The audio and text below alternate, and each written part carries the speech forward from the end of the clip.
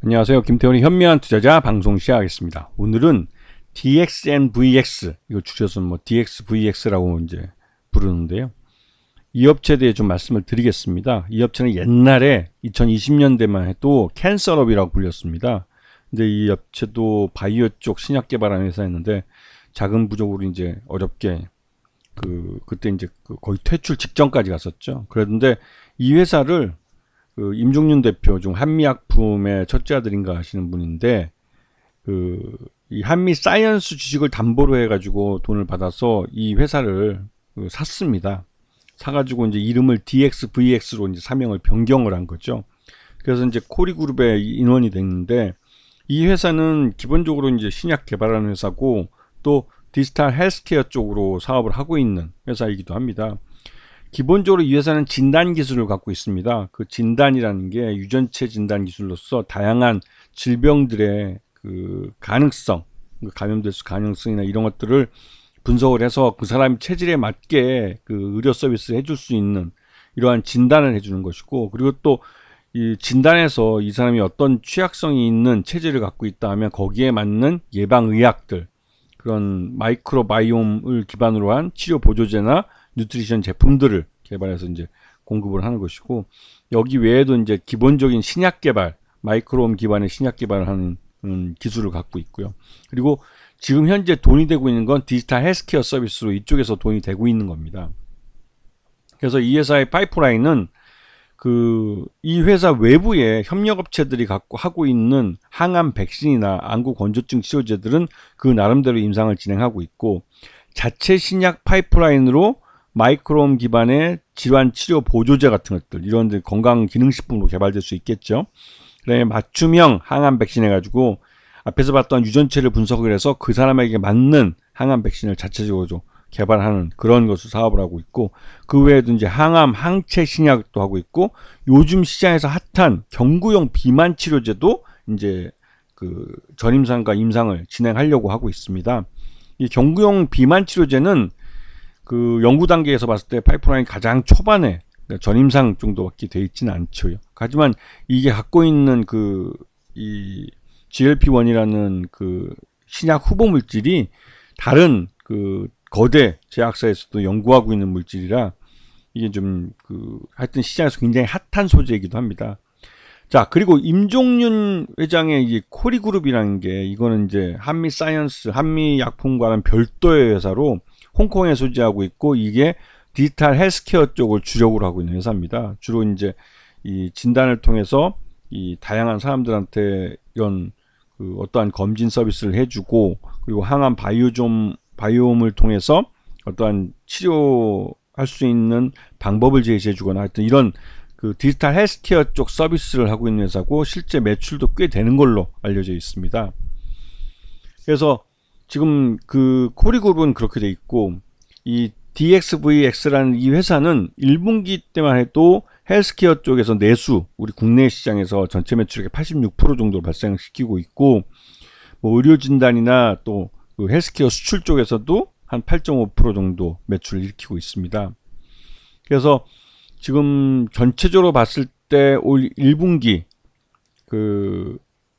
뭐 실적을 보시게 되면 이 회사는 용역 매출이 뭐 44억 6천만 원 정도 발생을 했고, 기타 외의 것들에도 15억 정도 매출 발생하고 있고, 그다음에 제품 매출로는 바이오 헬스케어 품목이 이제 61억 정도 가장 큰 포지션을 차지하고, 바이오 헬스케어 쪽으로 상품 매출이 또 한 22억 해가지고 전체적으로 한 103억 정도 매출을 올렸습니다. 올 1분기에만. 그래서 1분기에 103억 정도고 전년 동기에서 88%니까 매출 외형은 성장했다고 볼 수가 있는데, 하지만 영업손실은 48억으로 예전보다 더 늘어났고, 단기 순손실도 73억이나 발생하고 있는 회사입니다. 그래서 아직까지는 규모의 경제를 달성하지 못했기 때문에 적자를 계속 지원하고 있는 업체고, 그리고 지금 적자폭이 더 늘어났기 때문에 더 문제가 되고 있는 것이죠. 그리고 이 회사는 임종윤 대표가 최대주주로 19.25%, 그리고 특수관계인 포함해서 19.48%의 지분을 갖고 있어서 경영권을 갖고 있기에는 좀 취약한 면이 있지만, 워낙 적자 회사이기 때문에 누가 뭐 적대적 M&A 할 염려가 없는 회사예요. 예. 자, 그리고 이 회사가 요즘 이슈가 되는 건 유상증자를 선언했습니다. 작년에 이제 그 유상증자를 한 걸로 알려져 있고, 주주 배정 후 실권주 일반 공모 형태이기 때문에 주주들한테 일단 배정을 해서 이 일부 자금을 모으고, 거기서 이제 실권에서 부족한 것은 일반인들에게 일반들에게 공모 주식으로 이 돈을 마련하려고 하고 있습니다. 그래서 259억인가는 그 자금으로 알려져 있는데, 259억 정도를 하게 되는 건 당장 이 회사가 올해 안에 갚아야 될 부채가 한 200억 정도 지금 부채 만기가 돌아오고 있기 때문에 그 부채를 갚기 위한 자금을 마련하기 위해서 유상증자를 한다고 볼 수가 있죠. 이 회사의 그 요번에 그러니까 예정 발행가가 1368원입니다. 이게 확정되는 건 9월 2일 날 확정이 되고, 그 구주 청약일이 9월 5일 날 시작해서 그러니까 9월 5일, 6일 이틀간 이루어지고요.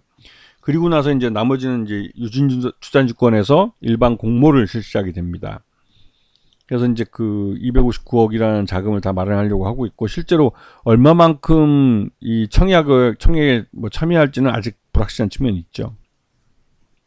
그래서 요즘 띄우고 있는 게 이제 비만 치료제인데, 이제 경구용으로 개발하고 있는 겁니다. 이 경구용과 주사제용이 다른 게, 주사제는 항상 병원에 가서 이 주사를 맞아야 되는 겁니다. 그러다 보니까 좀 불편하죠. 경구용은 우리가 고혈압약 먹듯이 너무나 쉽게 처방을 받고 약을 받아와서 뭐 하루에 한 알이나 이렇게 자기 그 스스로 처방을 하는 거기 때문에, 그러니까 섭취를 하는 거기 때문에 이 주사제보다는 훨씬 더 편하죠. 그래서 경구용 비만 치료제로 그 제약사들이 많이 개발하고 있습니다. 특히 이제 글로벌 제약사들이 GLP-1 수용체를 이용해서 이런 그 비만 치료제, 경구용 비만 치료제를 개발하고 있기 때문에 이 DXVX라는 회사도 이 나름대로 이제 그 같은 경구용 비만 치료제를 개발할 수 있을 것이다라는 기대감이 있는 상태죠. 하지만 아직까지 이게 이제 그 뭐 전임상 단계에 머물러 있기 때문에 아직 갈 길은 꽤 멀죠. 상품화까지 그 좀 미니멈 한 10년은 걸려야 될 겁니다. 네. 물론 이 10년이라는 세월이 걸린다 할지라도 그 사이에 부작용이 생기거나 이러면 뭐 못 만드는 거죠. 자, DXVX의 주가를 보시면 뭐 작년부터 해서 계속 주가 흘러내린 걸 보실 수 있습니다. 이게 뭐냐면 적자 기업인데다가 또 이 R&D 비용은 계속 돈이 들어가는데 새로 외부에서 그 신규 자금 유입이 없는 그런 상태가 좀 오랫동안 되다 보니까 보유하고 있는 현금을 까먹고 있는 상황이에요. 거기다가 이제 부채 만기가 돌아오고 있어서 리스크가 더 많아진 것이죠. 그러다 보니 주가가 많이 흘러내렸고, 최근 들어서 주가가 다시 급등하는 것은 이 경구용 비만 치료제에 대한 이슈를 그 시장에 내놓으면서 어떻게든 주가를 끌어올리기 위해서, 즉 이 유상증자 가격보다는 주가가 좀 올라야만 청약률을 높일 수 있기 때문에 그러한 부분에 대해서 계속 시장에다가 그러니까 호재성 재료들을 계속 던져주고 있는 겁니다. 근데 이제 중요한 건 DXVX가 이제 그렇게 해서 유상증자에 성공하면 자금이 일단 들어왔기 때문에 당장은 망할 염려가 없는 기업이 될 수도 있을지 모르겠지만, 장기적으로 이렇게 시장에서 자금을 조달해서 또 돈을 까먹는 쪽으로 또 버티기로 나간다면, 즉 성과 없이 그런 식으로 되면 DXVX에 투자해준 투자자들만 바보 되는 것이죠. 그렇기 때문에 최근 들어서 이 경구용 비만 치료제를 이슈화 시켜가지고 주가를 이제 사람들에게 그 묻지마 매수세를 유인시키고 해서 주가로 이제 그러니까 급등시키는 것은 유상증자를 성공시키기 위한 미끼라고밖에 생각이 되지 않습니다. 그래서 이 DXVX를 뭐 장기간 우상향하는 그런 차트를 기대하시는 분들이 많을지 모르겠지만, 경구용 비만 치료제도 이제 연구 개발을 이제 시작하는 단계이기 때문에 실질적으로 이게 사업화되는데 최소한 10년이라는 시간이 걸리기 때문에 그 사이까지 DXVX가 버틸 수 있을지도 좀 의문이에요.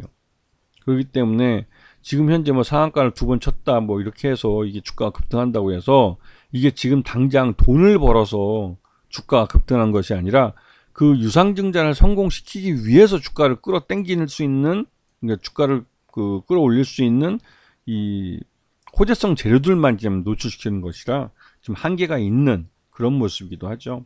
그래서 유상증자를 성공시키기 위해서 호재성 재료를 내놓고 그 묻지마 매수를 유인시켜야 되는 그런 상황이기 때문에 주가가 일시적으로 이렇게 오를 수 있는 것이고, 실제로 9월 달에 이 청약을 하고 실제로 자금이 납입날 들어와서 돈이 회사에 들어와야만 DXVX는 최악의 상황을 벗어났다고 볼 수 있는 겁니다. 그렇기 때문에 바이오 종목들 같은 경우는 이런 부분들을 잘 유심히 잘 보셔야 돼요. 일단 유상증자가 성공하는지 여부를 반드시 보셔야 되고, 유상증자가 실패하면 자칫하다가는 이 최악의 상황에 내몰릴 수도 있다는 것을 분명히 기억해 주셔야 됩니다. 아시겠죠? 자, 오늘 방송 여기서 마치겠습니다. 감사합니다.